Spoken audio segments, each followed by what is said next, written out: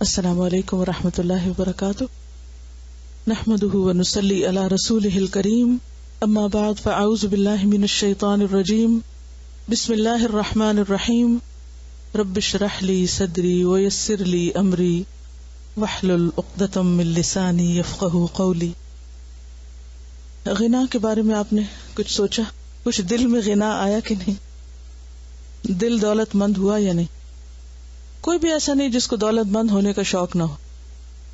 اتنے اچھے اچھے نسخے اللہ کے رسول صلی اللہ علیہ وسلم نے بتا دیے ہیں دولت مند ہونے کے. یہ ہم نے جو غنا کا چیپٹر پڑھا ہے اس کا مطلب ہے دولت مند ہونا، مالدار ہونا. تو مالدار انسان کب ہوتا ہے؟ زیادہ مال کے جمع ہونے سے نہیں بلکہ دل کے مالدار ہونے سے. کیونکہ ایک چیز دوسری کی قیمت پر ہی ہوتی ہے. ہر چیز کی ایک قیمت ہے یا نہیں؟ اگر آپ ایک کام کرنا چاہیں تو آپ کو دوسرا چھوڑنا پڑتا ہے نا. ایک سمپل سا فارمولا ہے. مثلا کسی مثال سے سمجھائیے. ایک کام کے لیے دوسرے کام کو چھوڑنا پڑتا ہے. السلام علیکم. In economics you call it opportunity cost. اگر بزنس میں کوئی ڈیسائیڈ کرے کہ ہم نے ایک نئی پروڈکٹ بنانی ہے تو وہ جو ٹائم اور ریسورسز اور انرجی اس نئے پروڈکٹ میں لگیں گی وہ کسی اور پروڈکٹ میں سے نکالی جائیں گی.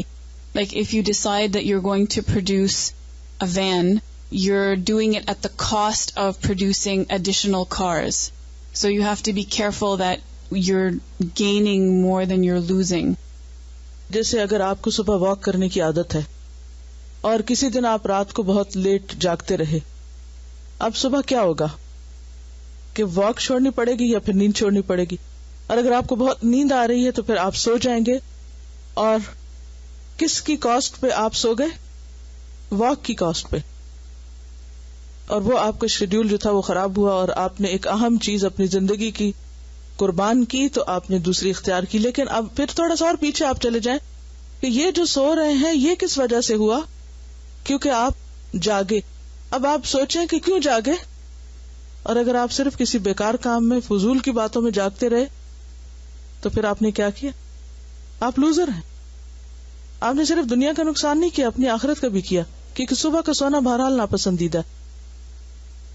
جی یہ کہتی ہیں کہ ان کو پڑھنے کے لیے ٹی وی چھوڑنا پڑا. اب یہ دو کام ساتھ نہیں چل سکتے تھے، یا پڑھنا ہے یا ٹی وی دیکھنا ہے. اب اس کے لیے آپ کو ایک میں چوائس کرنا تھی. جی ان کا کہنا یہ ہے کہ جب یہ کورس شروع ہوا تعلیم القرآن تو اس وقت ان کو بہت اچھی جابز کی آفر آئی ایئر کینیڈا میں اور دوسری، اور ان کے لیے ایک بہت کروشل وقت تھا کہ اب یہ کیا ڈیسائیڈ کرتی ہیں. تو انہوں نے اس کورس کو آپٹ کیا اور ایک ہفتے کے اندر ان کے ہسبینڈ کی سیلری میں ریز ہو گیا. یعنی جو اللہ نے ان کو دینا تھا ان کی ڈبل محنت کے ساتھ کہ ہسبینڈ بھی کام کر رہے ہیں اور یہ بھی کر رہی ہیں، وہ اللہ نے رزق پہنچا دیا. تو بات یہ ہے کہ کچھ بھی پانے کے لیے آپ کو ضرور کچھ نہ کچھ قربان کرنا پڑتا ہے. اور میں اس پر بہت غور و فکر کرتی رہتی ہوں. مجھے جو سب سے زیادہ تکلیف ہوتی ہے نا وہ یہ ہوتی ہے کہ ہم دین کا کام کیوں نہیں کر پاتے. دنیا ہم کسی بھی قیمت پہ پھر بھی کر لیتے ہیں. جو ہی دین کی کسی خدمت کا وقت آتا ہے تو بہت سی چیزیں راستے کی رکاوٹ بن جاتی ہیں اور ہم نہیں کر پاتے. ہر روز کوئی نہ کوئی چیز ایسی میری نظروں سے گزرتی ہے یا میں سنتی ہوں یا میں دیکھتی ہوں کہ جس میں بہت سے اور لوگ اپنے اپنے مذاہب کو پھیلانے کے لیے بڑے بڑے منصوبے بناتے ہیں، بڑے بڑے کام کرتے ہیں، اور ایک نہیں دو نہیں ہزاروں لوگوں کو یا تو اپنے دین میں لے جاتے ہیں، اگر نہیں تو بہرحال ایمان ضرور خراب ہوتا ہے. کیسے ہوتا ہے یہ؟ وہ کیسے کام کر لیتے ہیں اور ہم کیوں نہیں کام کر سکتے؟ ہم بہت دفعہ مشنریز کی بات کرتے ہیں. وہ مشنری اسپرٹ کہاں سے آتی؟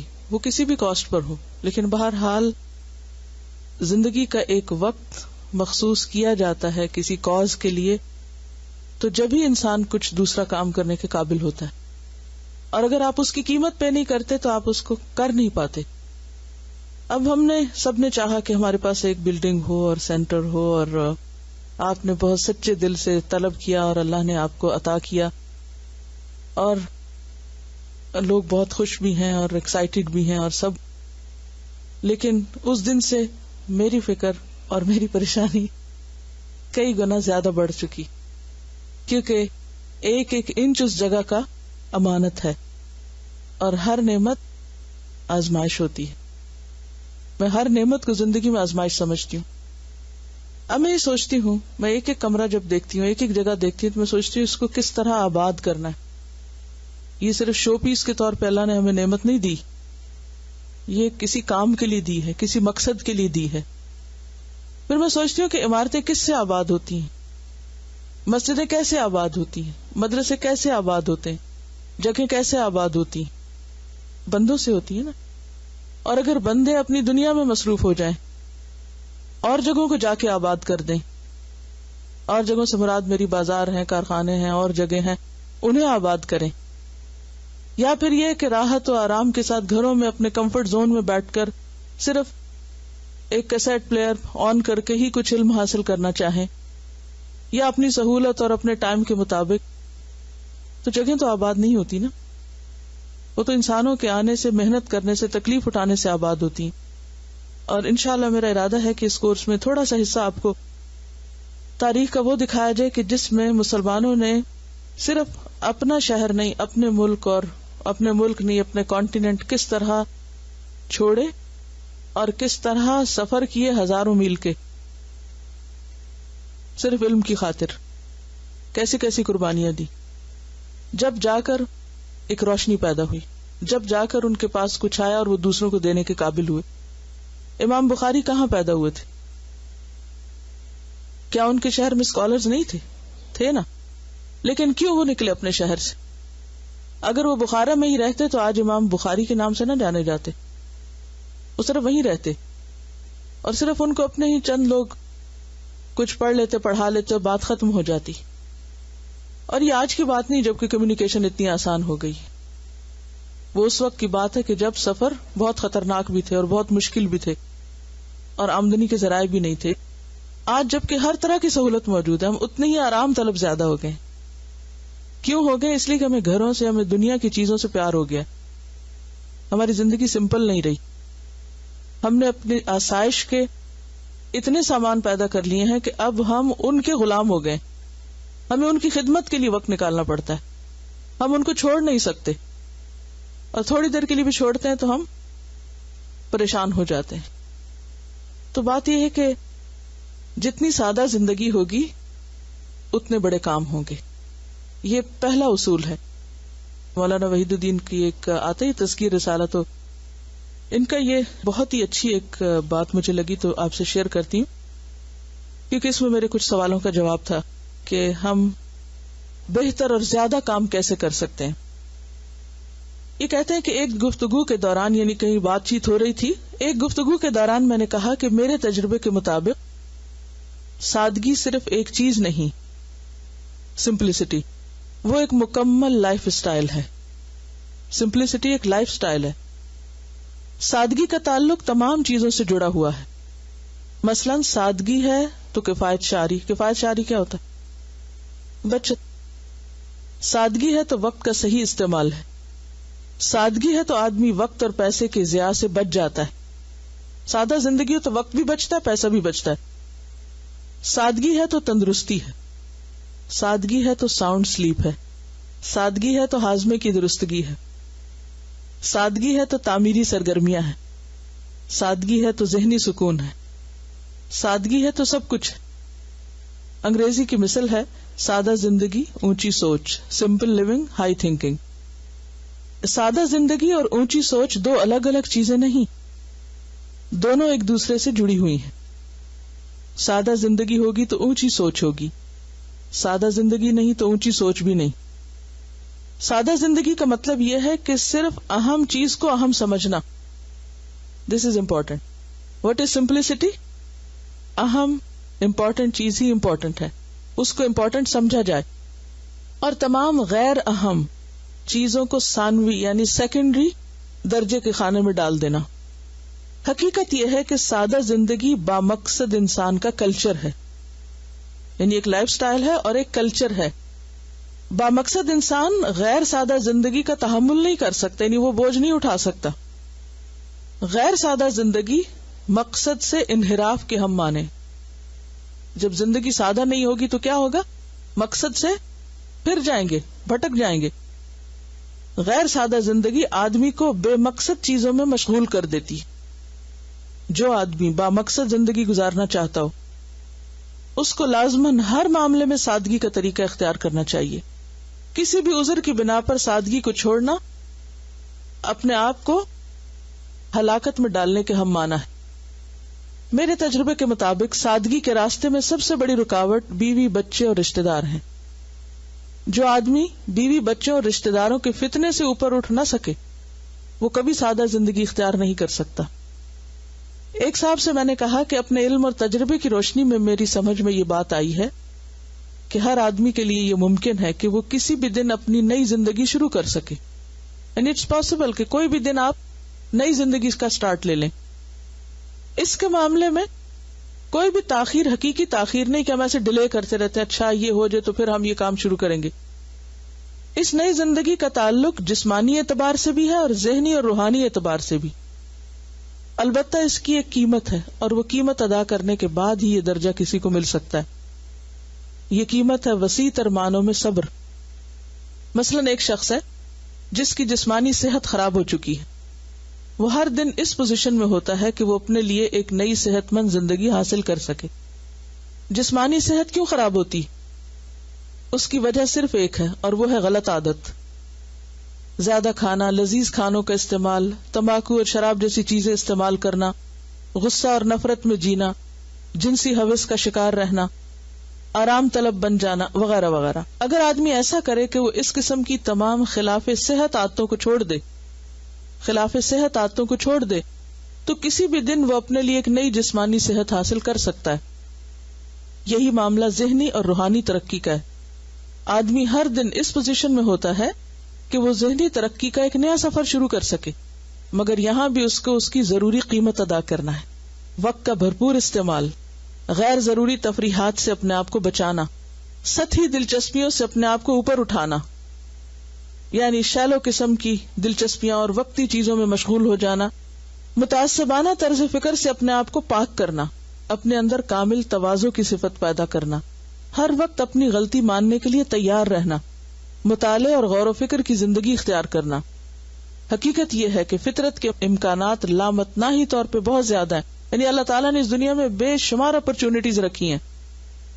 ہر آدمی اس پوزیشن میں ہے کہ وہ اپنی ماضی کی کوتاہیوں کو ختم کر کے نئی زندگی شروع کر سکے. یعنی ایسا نہیں کہ کوئی امپاسبل ہے. شرط صرف یہ ہے کہ وہ اس کی ضروری قیمت دینے کے لیے تیار ہو. اس سلسلے میں سب سے اہم بات یہ ہے کہ آدمی کسی بھی عذر کو عذر نہ بنائے، کوئی بہانہ نہ ہو اس کے پاس. کہتے ہیں کہ if you have a good excuse don't use it. اس دنیا میں ہر چیز قابل حصول ہے بشرطے کہ آدمی اس کی قیمت ادا کرے.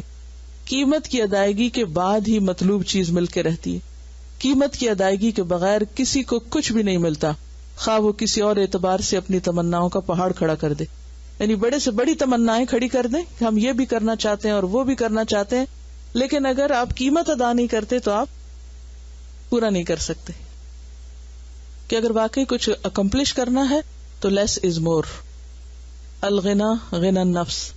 اور جب دل میں غنا آ جاتی ہے نا کہ سب تو ہے، کھانے کو ہے، پہننے کو ہے، رہنے کو ہے، what more what else، تو پھر تھوڑا بھی کیا ہوگا، بہت لگے گا. اور جب تھوڑا زیادہ لگنے لگتا ہے نا تو پھر انسان اس سے اوپر اٹھ کے کچھ کرنے کے قابل ہو جاتا ہے. لیکن اگر زیادہ بھی تھوڑا لگے تو پھر اسی ہوس میں انسان مزید کچھ مقصد کی تکمیل کے لیے کچھ نہیں کر سکتا. ایک اور بڑی بات جو مجھے اس سے سمجھ آئی کہ ہمیں لوگوں کی مرضی کے مطابق نہیں جینا. لوگ تو کسی حال میں بھی نہیں چھوڑیں گے، کہیں بھی راضی نہیں ہوں گے، پھر ان کا منہ دیکھتے رہیں گے کہ یہ بھی راضی ہو جائے، یہ بھی ہو جائے، یہ بھی ہو جائے، یہ بھی ہو جائے، پھر میں اپنا سفر شروع کروں گا. آپ گھر سے نکل ہی نہیں سکتے. وہ اگر بیٹھے بھی رہیں گے تو راضی نہیں ہوں گے. آپ کو اپنے لیے خود سوچنا ہے. اب آپ قرآن پڑھ چکے ہیں، صحیح اور غلط کا معیار سامنے آ چکا ہے. اب کس بات کی کنفیوژن ہے؟ یعنی اصل بات یہ نہیں ہے کہ روز پکانا یا ہفتے میں ایک دفعہ پکانا. اصل بات یہ ہے کہ آپ پکا کیا رہے ہیں، وہ آنا چاہیے. آپ یقین کریں اس پیسج کو میں نے کئی بار پڑھا ہے، اسی کو تکرار سے پڑھتی رہی ہوں اور اپنے اندر एक तरह से उतारती रही और फिर उसके मुताबिक अपने रवैये का जायजा लेती रही। क्योंकि मेरे सामने हर वक्त एक सवाल होता है कि हम अगर कोई भी काम करना चाहते हैं, कोई भी टारगेट रखते हैं, वो कब नहीं कर पाते और वो क्यों नहीं कर पाते, उसके रास्ते की रुकावट क्या चीज है। तो उसके रास्ते की रुकावट खुद साख्ता मसरूफियात है, सतही और वक्ती चीजें हैं जो हमें डिस्ट्रैक्ट कर लेती हैं और हम उन चीजों के पीछे दौड़ने लगते हैं और उनको इतना इंपॉर्टेंट समझते हैं, most urgent and most important चीज जिंदगी की। हालांकि अगर थोड़ी देर आप छोड़ दें तो वो झाग की तरह बैठ जाएगी, कुछ भी नहीं इम्पोर्टेंट, इम्पोर्टेंट आखिरत ही है। ये छोटी छोटी टिप्स जिंदगी गुजारने की, जल्दी सफाई कैसे कर सकते हैं, क्या पका सकते हैं, कितने वक्त में क्या काम हो सकता है, क्योंकि ये जब तक आपको मैनेज नहीं करना आएगा तो आप दूसरे काम भी नहीं मैनेज कर सकते।